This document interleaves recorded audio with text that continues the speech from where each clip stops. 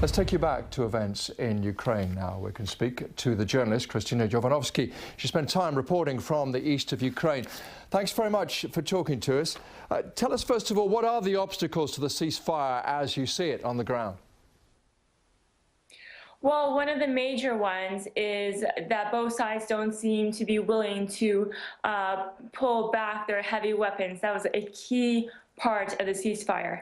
Kiev says that they won't do that until the rebels stop advancing. But the rebels say that they won't stop attacking Debaltsevo because they believe that's already part of their territory, that's not covered by the ceasefire. And they say that without Kiev pulling back its weapons, then the rebels won't pull back their weapons. So it seems like that's impossible to implement right now, with both sides just not willing to move those weapons.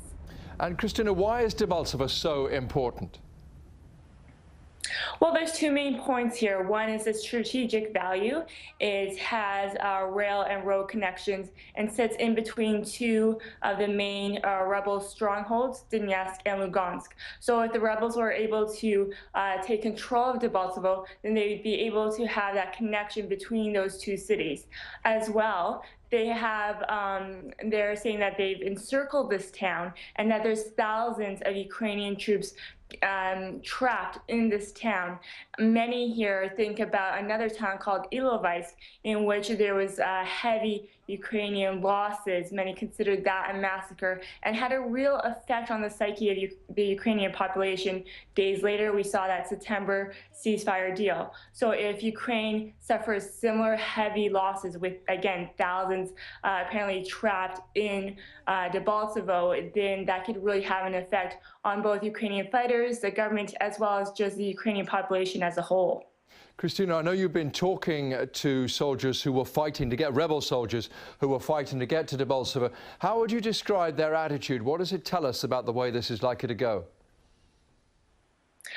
Surprisingly, they were very candid about the amount of losses that they were suffering. We often hear about the losses on the Ukrainian side, but not much about the rebels.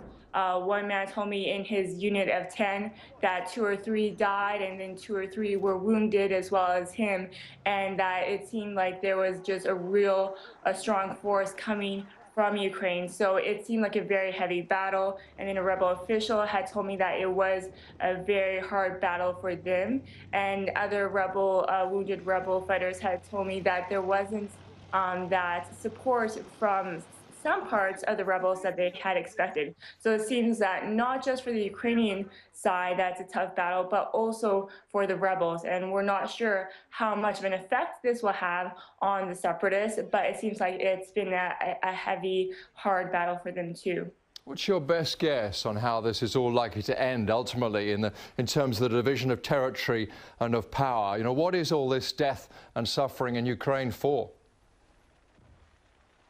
I think that's what many people are questioning. I think the mood in Ukraine right now is one of real despair. I have never really spoken to any Ukrainian who thinks that peace is around the corner, and many of them don't really know why people are dying. That's really, I guess, a question for some of the rebels who have dealt with this, have led this separatist movement.